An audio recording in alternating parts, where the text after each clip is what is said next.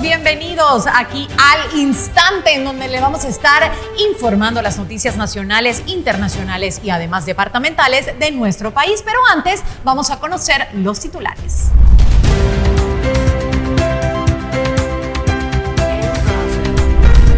Ministerio de Trabajo inicia supervisiones a empresas para verificar el pago del bono 14.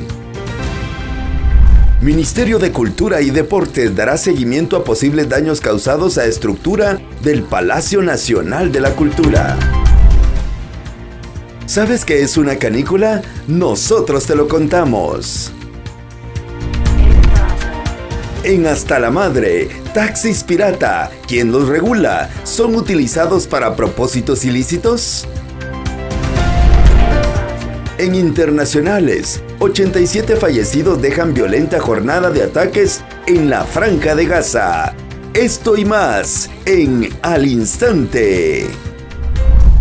Bueno, y como todos saben, ya se debió haber pagado el bono 14 y el Ministerio de Trabajo ha asistido para verificar y supervisar en diferentes empresas e institutos de trabajo que se haya cumplido con el pago del bono 14.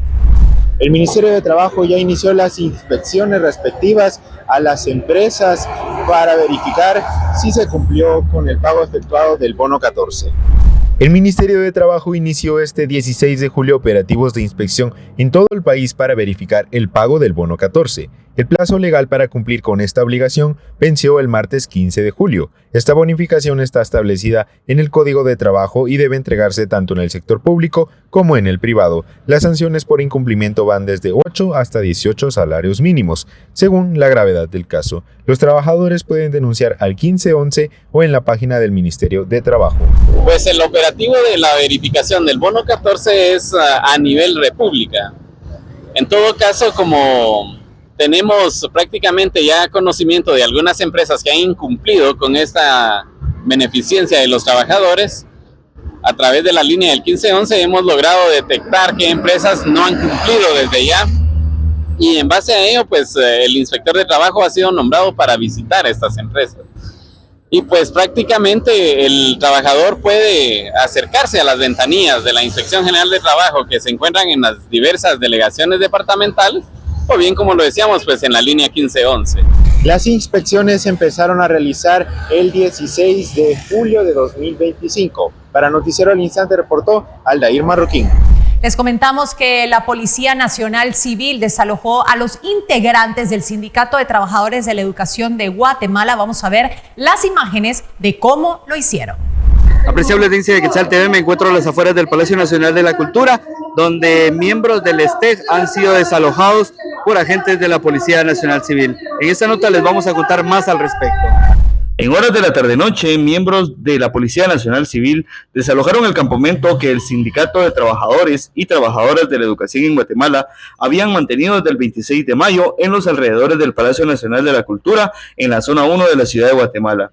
Según la PNC, el operativo buscaba recuperar espacios públicos ocupados por estructuras improvisadas que obstruían banquetas frente al histórico edificio y que se realizó bajo protocolos que garantizan el respeto a los derechos humanos y priorizan el uso del diálogo. Estas declaraciones se dan a pesar de los diversos señalamientos que miembros de este sindicato hicieron, diciendo de que los agentes de la Policía Nacional Civil habían robado pertenencias personales. Tras el retiro de este campamento, la Municipalidad de Guatemala, junto al personal de Limpia y Verde, desplegaron inmediatamente un operativo de limpieza, retirando papelería, desechos plásticos y eliminando los malos olores que se habían acumulado en el lugar. El operativo concluyó con la restitución del paso peatonal y la colocación de vallas preventivas alrededor del Palacio Nacional, reforzando la seguridad y el orden en el entorno. Aún así, el STEG mantiene la protesta activa en la Plaza de la Constitución, reclamando la firma de un nuevo pacto colectivo. Por su parte, el presidente Bernardo Arévalo justificó el desalojo por la ocupación ilegal del espacio público y reiteró el llamado a los maestros para que regresen a las aulas. Reportó para Noticiero al Instante, Manuel Pineda. Bueno, y luego de que fueran desalojados, los sindicalistas y los trabajadores de educación, en este caso, se pudieron dar cuenta de que hay varios daños en la infraestructura del Palacio Nacional. Apreciable audiencia de Quetzal TV, me encuentro ubicado a las afueras del Palacio Nacional de la Cultura, derivado del desalojo de los miembros del STEG el día martes 15 de julio en horas de la tarde, se han quedado algunos daños considerables al edificio del Palacio Nacional de la Cultura. En esta nota les contamos más detalles.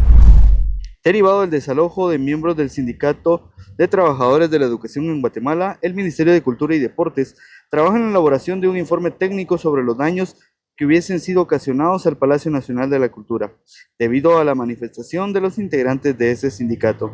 Según el Ministerio de Cultura, dicha estructura está clasificada como Patrimonio Cultural de la Nación con categoría patrimonial A. Esto lo convierte en uno de los bienes culturales e históricos más importantes del país. Dicho reporte podría adjuntarse a la denuncia interpuesta por autoridades en el Ministerio Público.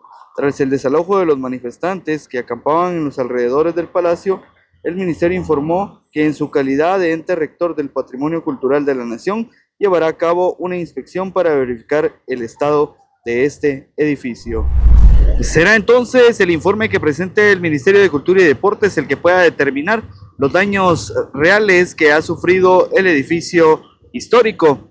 Reportó para Noticiero al Instante Manuel Pineda.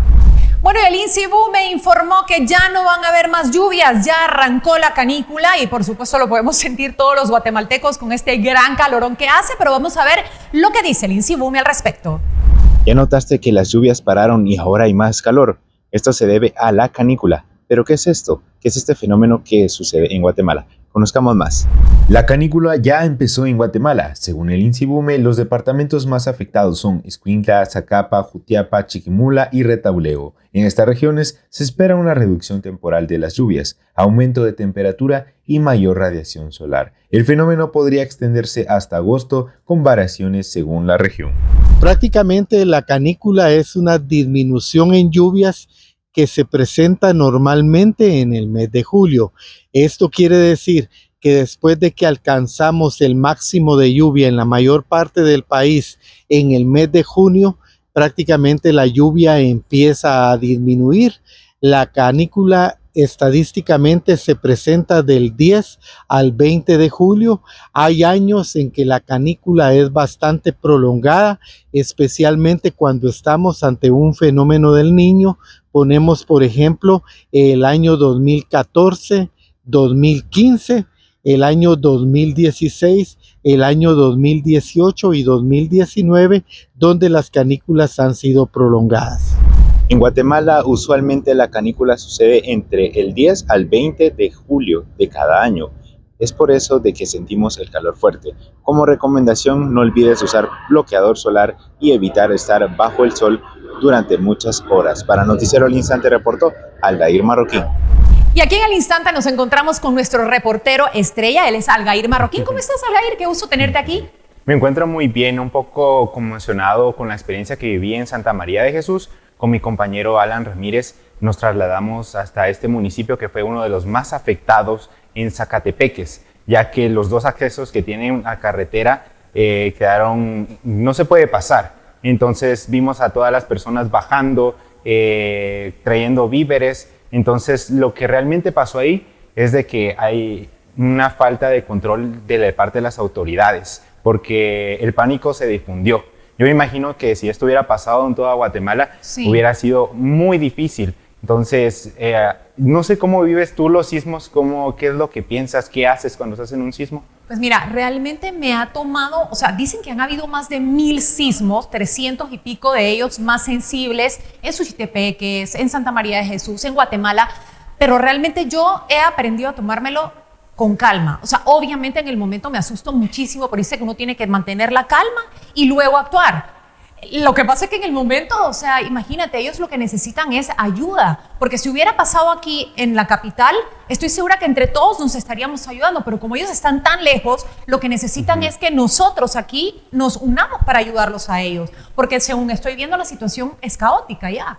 Exactamente, como continúan los sismos, me trasladé hasta las instalaciones de INSIBUME. El equipo de Quetzal TV conversó con ellos. Qué bueno. Y sí, son más de 1000 sismos los que se han registrado desde el 8 de julio. Son bastantes, ya es un mini enjambre, ya que hablé con un técnico en sismología del INSIBUME, que es Luis Arriola, Y él me comentó más de que probablemente sí, vayan a seguir los sismos, pero la buena noticia es que van bajando. Así que les dejo esta nota aquí para que la puedan visualizar. Desde el pasado 8 de julio, Guatemala ha registrado más de 1000 sismos. La actividad sísmica continúa, con eventos de distintas magnitudes, principalmente en Escuintla, Guatemala y Zacatepeques. En una semana, el país ha superado los 1000 sismos registrados durante la secuencia sísmica, iniciada el 8 de julio. Según el boletín del INSUBUME, la magnitud de los eventos ha oscilado entre 0.8 y 5.6. Las autoridades reportan más de 12.000 personas afectadas y más de 2.000 viviendas con daños. Mientras tanto, el monitoreo continúa y no se descartan nuevos sismos en la región central del país. Actualmente aún seguimos registrando sismicidad. Hay una pequeña disminución en cuanto a la frecuencia y en algunas de las magnitudes, sin embargo está bastante constante aún.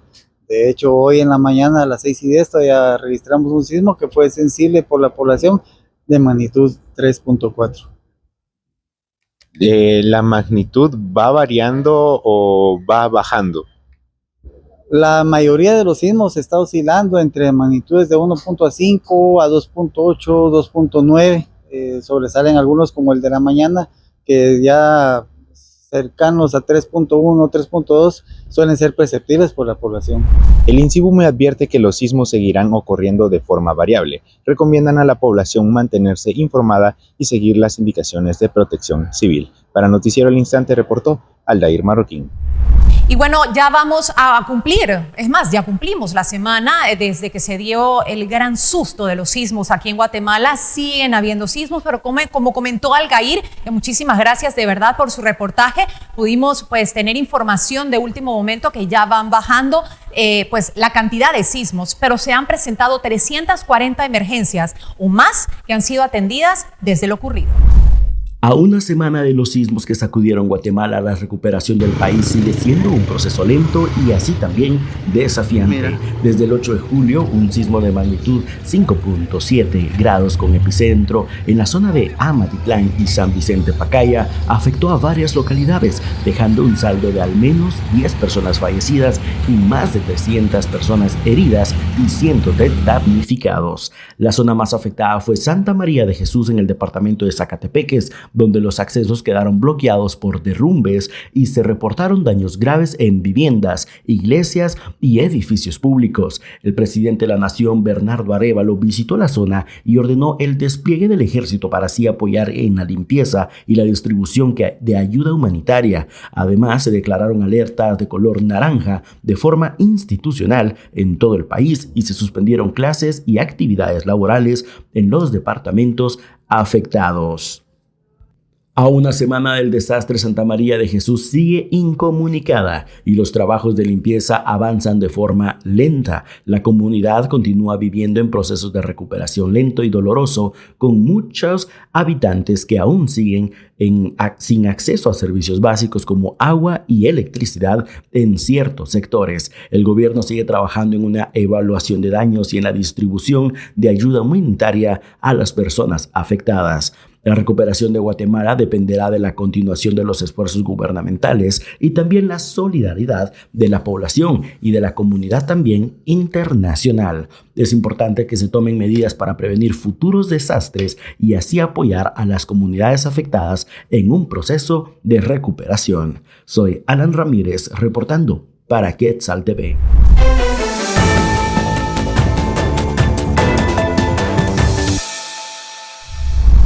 Si de algo estamos hasta la madre aquí en Guatemala es no tener seguridad al momento de transportarnos. Estamos cansados de los taxis piratas. ¿Quién los regula? ¿Quién los controla? ¿Son utilizados en este caso para ejecutar cosas ilícitas? No lo sabemos. Veamos la siguiente nota.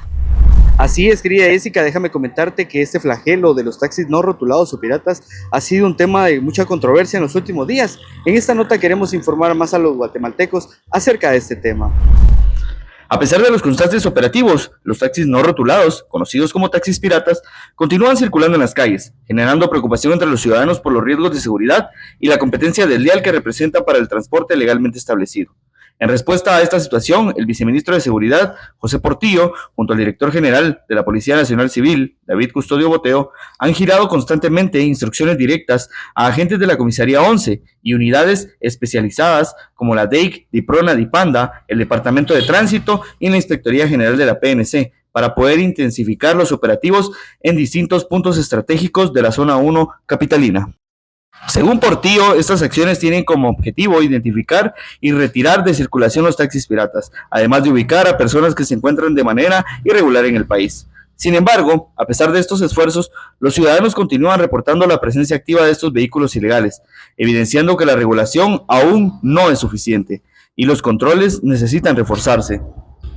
Autoridades han reiterado el llamado a la población para denunciar este tipo de transporte y contribuir para garantizar un servicio seguro y regulado. Mientras tanto, el reto por frenar esta problemática sigue en pie. Serán las autoridades competentes quienes determinen quién será la institución encargada de poder regular a este gremio. Reportó para Noticiero al Instante, Manuel Pineda. Y les comentamos que en las últimas semanas las autoridades han allanado las costas del Atlántico y del Pacífico y han detenido a 2 embarcaciones que trasladaban ilícitos.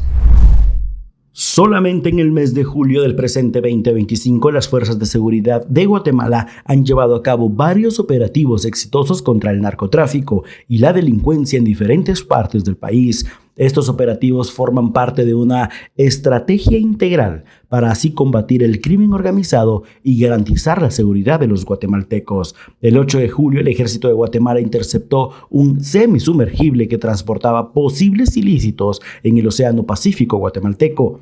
Este operativo representó la mayor incautación de ilícitos en el 2025 hasta la fecha, con un valor estimado de más de 10 millones de quetzales de dosis de cocaína retirada del mercado.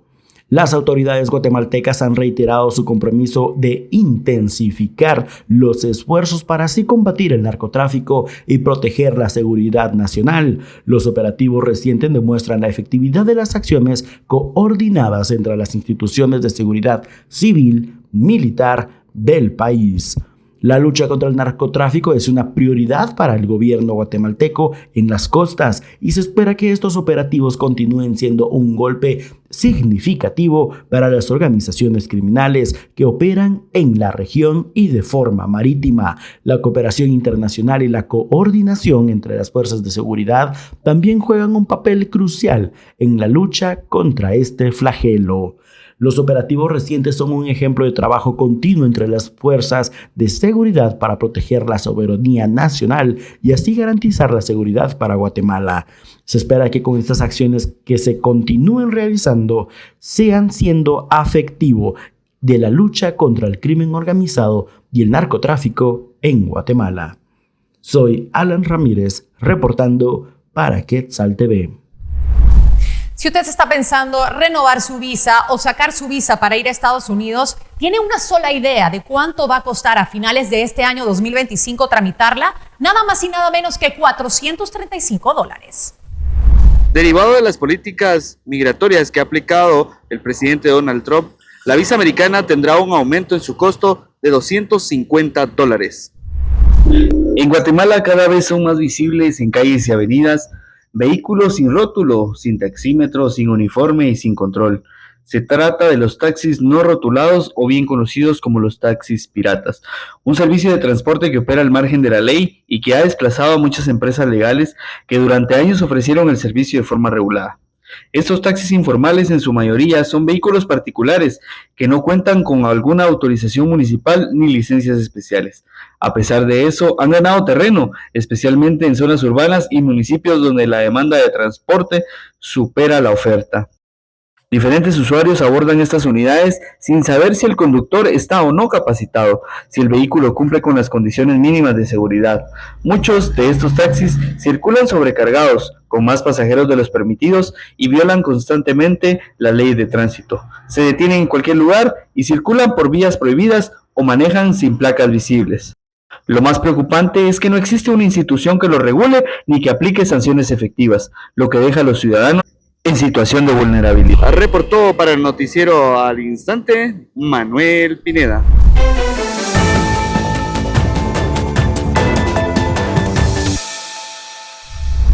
Se ha vivido un ambiente bastante violento en esta guerra que es de nunca acabar, ya que Israel ha intensificado los bombardeos en la Franja de Gaza.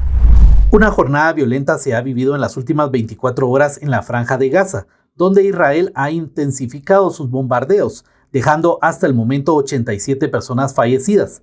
Esto también viene a complicar el traslado de asistencia humanitaria y el acceso a servicios de salud.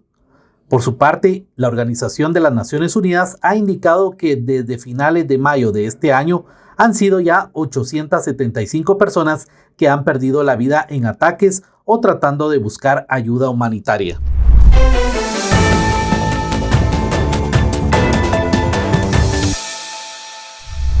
Bueno, y les queremos comentar en este momento que sobre la ruta al Atlántico, un camión por razones y motivos desconocidos volcó sobre la cinta asfáltica, dejando por supuesto al piloto gravemente herido. Bomberos voluntarios llegaron al lugar para conocer lo sucedido, transportaba cajas de aceites, así es que vamos a ver lo que sucedió. Sobre el kilómetro 43 de la ruta hacia el Atlántico se registró un aparatoso accidente de tránsito donde un camión que transportaba cajas de aceite volcó sobre la cinta asfáltica. Bomberos voluntarios se movilizaron al lugar donde lograron rescatar al piloto, quien presentaba varias heridas de consideración. Luego de ser estabilizado, lo trasladaron hacia el centro de asistencial más cercano.